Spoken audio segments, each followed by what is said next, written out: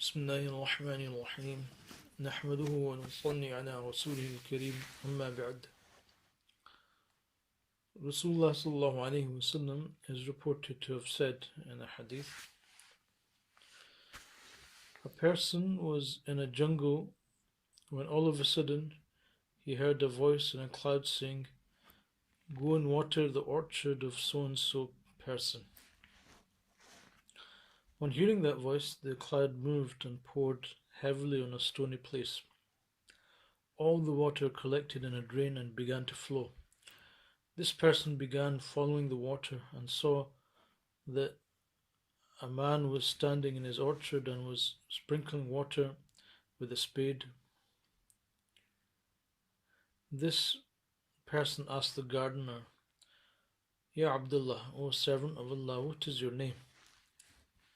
He gave the same name which this person had heard in the cloud.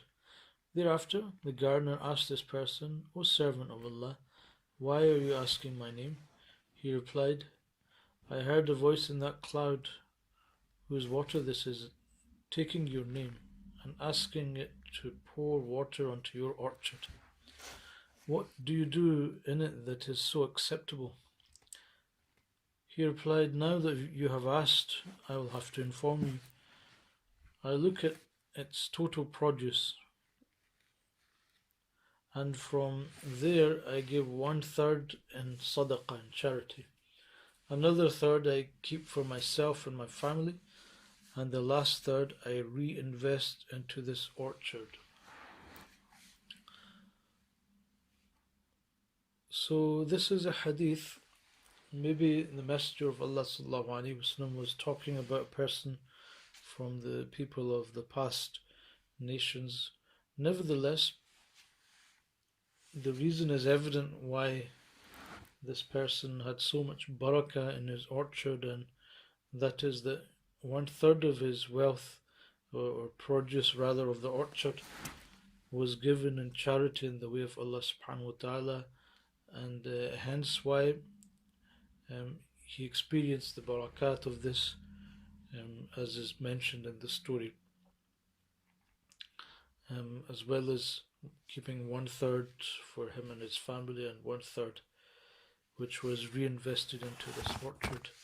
And this gives us actually a very good model to follow in conducting a business, that maybe what you can do as a businessman is that give 1/3 of your profits, if it's viable, give 1/3 of your profits in charity, and 1/3 for family and yourself, and 1/3 to be reinvested back into your business.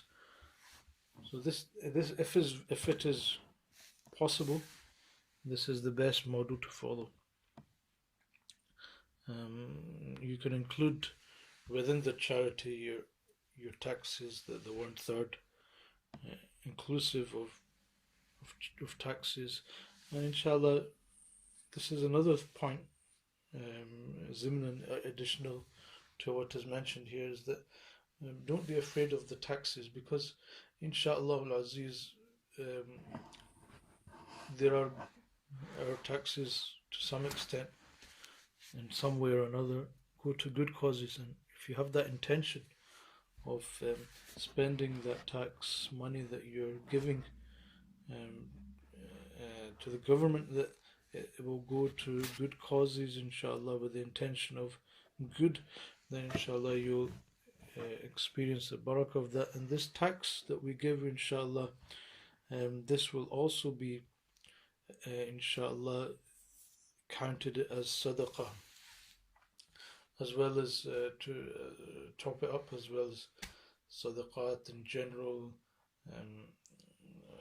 zakah, etc. Well, nafli zakah, nafli charity, sadaqat, etc. lillah, and then 1/3 for yourself and family, and the other third reinvesting it into the business. If this is not possible, maybe 20% in the way of Allah subhanahu wa ta'ala in sadaqat, or even if this is not possible, at the very least 10% or whatever you can afford, invest in the hereafter as well as your business.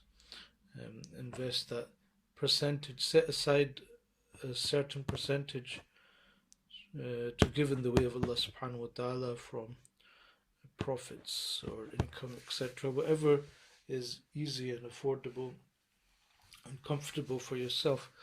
May Allah subhanahu wa ta'ala grant me the tawfiq as well.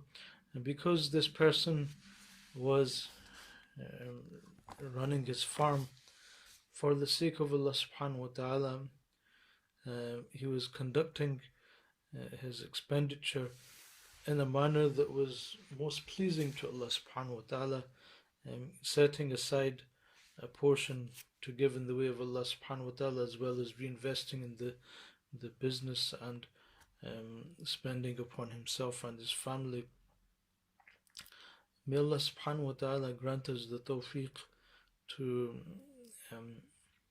conduct our practices in a manner that is most pleasing to Him, in a manner that is charitable.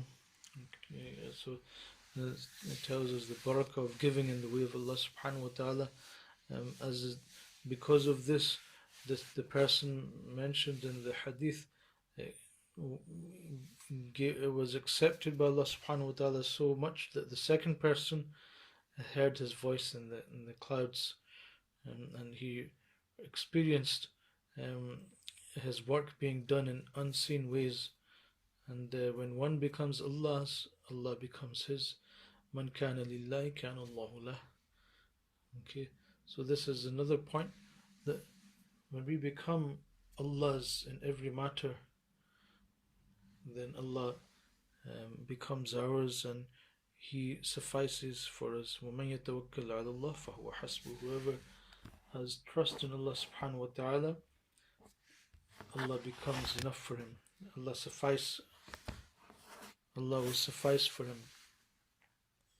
He becomes enough for him.